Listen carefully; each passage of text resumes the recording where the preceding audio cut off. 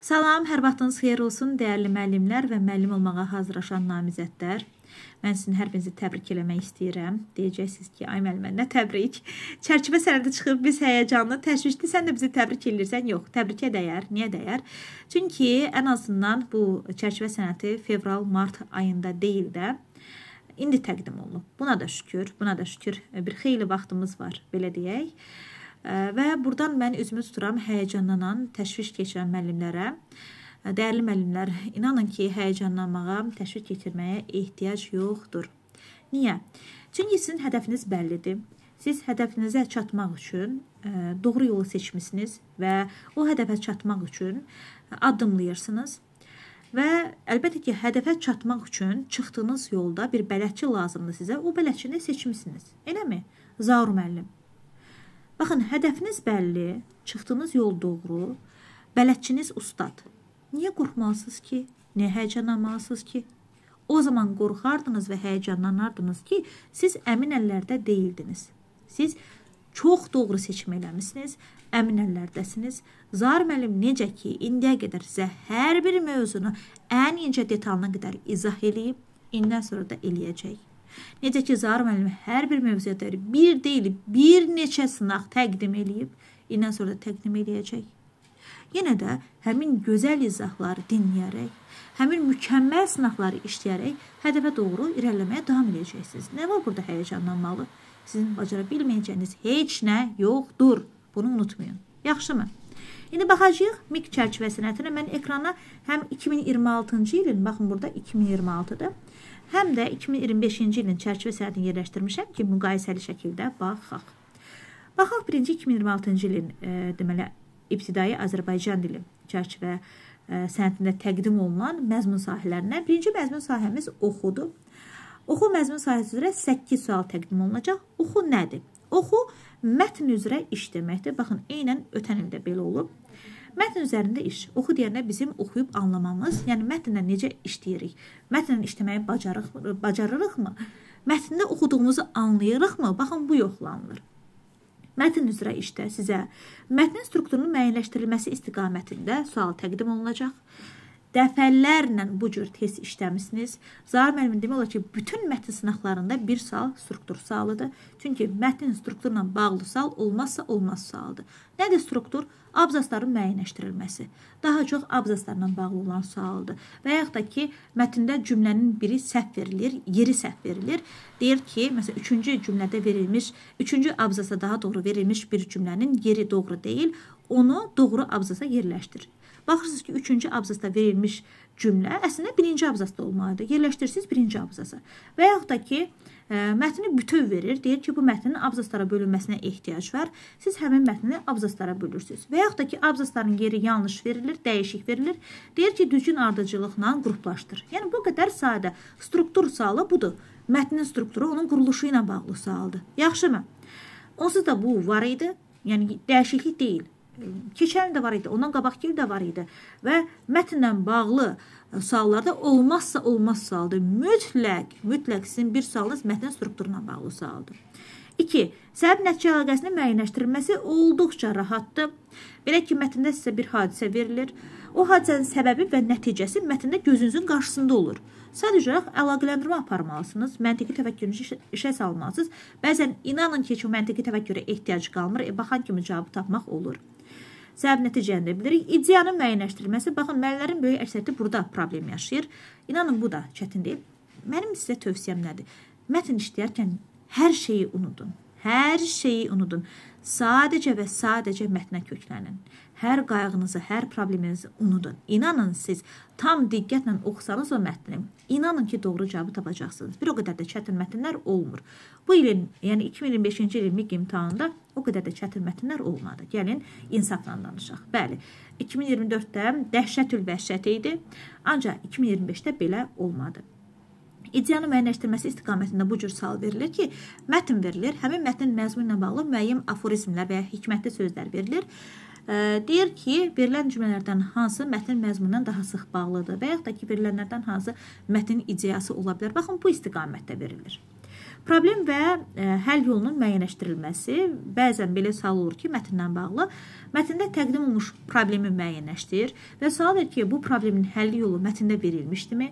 Verilmişsə hansı həll yolu idi və yaxud da ki, mətndə təqdim olunan problemin həlli yolu nələrdir, nələr ola bilər? Baxın, bu cür sual olur.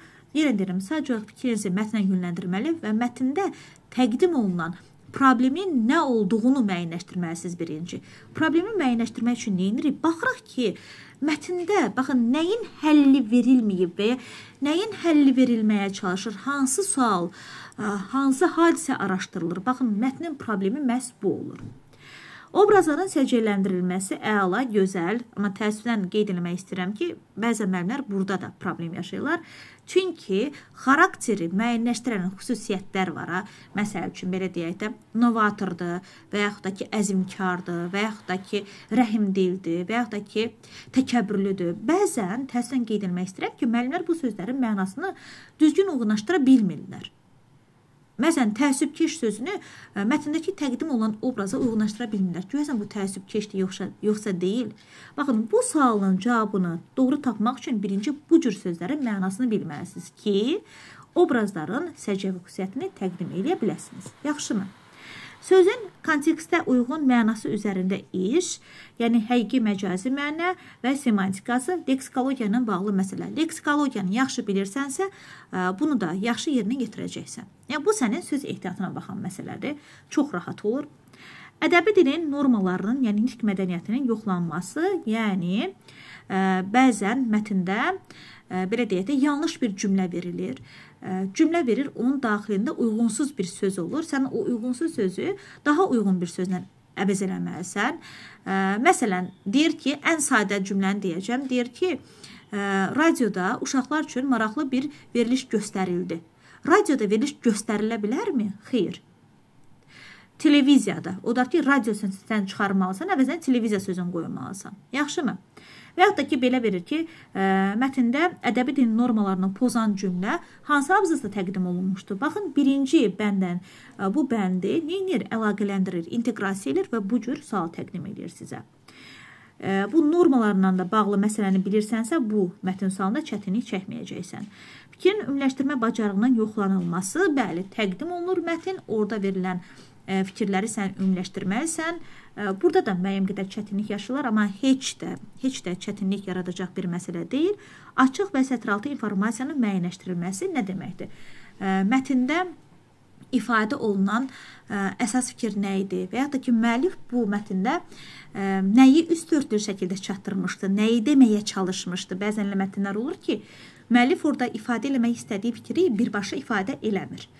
Necəsə üst örtülü şəkildə çatdırır, siz də onu tapmalısınız. Baxın, bu məhz oxu, baxın bu birinci məzmun sahəsidir, yəni oxu, mətn üzərində işdir, eyni ilə olduğu kimi qalıb. Keçən ildə 8 idi, bu ildə 8-dir, heç nə dəyişməyib. Yaxşımı? İndi baxıram növbəti deməli məzmun sahəsinə, bu yazıdır. Yazı ilə bağlı cəmi 2 sualınız olacaq. Ötən ildə yazı ilə bağlı 2 sualdır. Yaxşı, bəs yazı ilə bağlı sizin hansı bacarığınız yoxlanacaq? Yazı ilə bağlı sizin durğu işarələrlə işlənmə qaydanız, orfoqrafiya qaydaları və əməli yazılar. Bəli, orfoqrafiya qaydaları, yəni sözün düzgün yazılışı mütləqdir. Olmazsa olmaz, mütləq orfoqrafiya ilə bağlı sualınız olacaq, dəyərli müəllimlər. Ona görə də sözlərin düzgün yazılışına xüsusi diqqət yetiririk. Yaxşımı? Durğu işarələrinin işlənmə qaydası, bu da yazı bacarığının yoxlanmasıdır. Əməli yazılardakı bilirik ərizə, akt, protokol və s. Yaxşımı? Ötən ildə belədir, heç nə dəyişməyib. Burada yazı sözü sizi çaşdırmasın. O demək deyil ki, siz yazılı şəkildə təqdim edəcəksiniz, yox. Müəllimlərin işə qəbulunda yazılı şəkildə təqdim olunan sual yoxdur. Yəni, açıq tipli sual yoxdur, narahat olmayın. Sadəcə, yenə də qapalı sual şəklində veriləcək suallar. Sadəcə, məhz durğu işarə ilə bağlı sual olacaq və yaxud da ki, sözün düzgün orfoqrafiyası ilə bağlı sual olacaq və yaxud da ki, əməli yazı ilə bağlı sual olacaq. Yaxşımı? Bu barədə də bir dəyişikliyimiz yoxdur. Baxırıq indi növbəti məzmun sahəsinə. Bu dil qaydalarıdır. Bəli, dil qaydalarına bağlı 10 sual olur. Sizdə bir o qədər də qəliz olmur dil qaydaları. Yəni belə deyək də Zaur müəllimin dərslərindən diqqətlə qulaq asmısınızsa, bütün sınaqları yerinə yetirmisinizsə, inanın ki, bir probleminiz olmayacaq. Dil qaydaları gəlin baxaq görək hansı sahələri əhatə eləyəcək. Fonetika. Fonetikada saitlər, samitlər, heca, vurğu, bəli. Düzdür, abituriyentlərdən hal-hazırda vurğu çıxarılıb düşmür, amma müəllimlərə düşür. Yaxşımı? Ahəng qanunu, orfoepiya və orfoqrafiya normaları, yəni Nazirlər Kabinetinin son təsdiq elədiyi normalar və sözün səs tərkibinə görə təhlili, yəni fonetik təhlil. Bunların hər birini Zaur müəllim tədris edir ən mükəmməl şəkildə. Əgər, yenə deyirəm, izahlara baxmısınızsa və həmin təqdim olunan sınaqları işləməsinizsə heç bir probleminiz olmayacaq. Narahat olmayın. Baxın, fonetikada dəyişən heç nə yoxdur. Hər şey eyni qalıb. Baxırıq leksikaya. Sözün leksi və qrammatik mənası, sözün həqiqi və məcazi mənası, baxın, bu sizə mətndə də kömək olacaq. Frazeoloji birləşmələr, tək mənalı və çox mənalı sözlər, amonimlər, sinonimlər, antonimlər və terminlər. Bunların hamısını yenə deyirəm, ən gözəl şəkildə izahlardan dinləmişsiniz və ya indən sonra dinləyəcəksiniz. Kim ki, indi qoşulduğunuz aydan asılaraq dəyişir bu. Baxın, leksika bölməsi ilə də bağlı hər hansı bir dəyişiklik nəzərə çarpmır. Eynən keçənki kimi qalıb. Burada sözlərin leksik mənasına xüsusi diqqət yetirin, bir də frazeoloji birləşmələri. Frazeoloji birləşmələr demək olar ki, olmazsa olmaz sual tiplərindən biridir. Yaxşımı? Və sözün leksik mənası ilə bağlı məsələ mətndə də sizin qarşınıza çıxacaq. Sonra gəlir 3.3, yəni sözün tərkibi və söz yaradıcılığı. Sözün tərkibi deyilə bilir ki, kök, şəkilçi nəzərdə tutulur.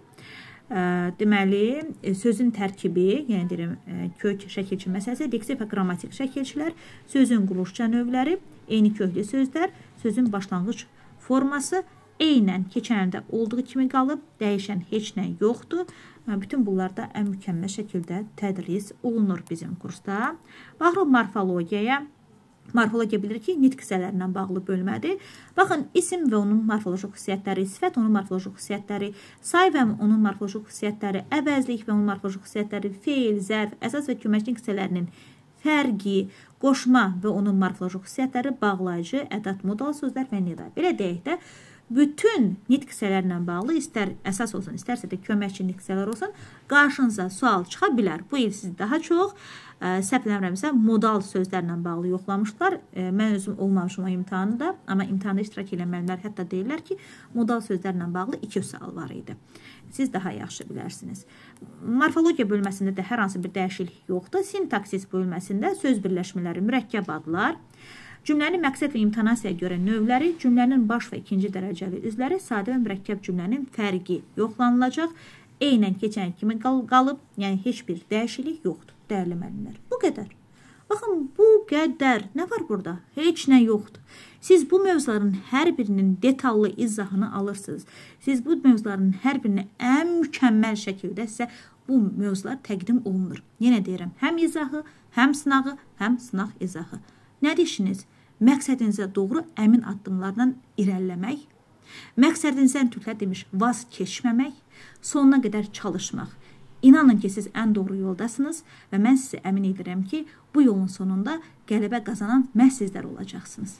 Yaxşımı?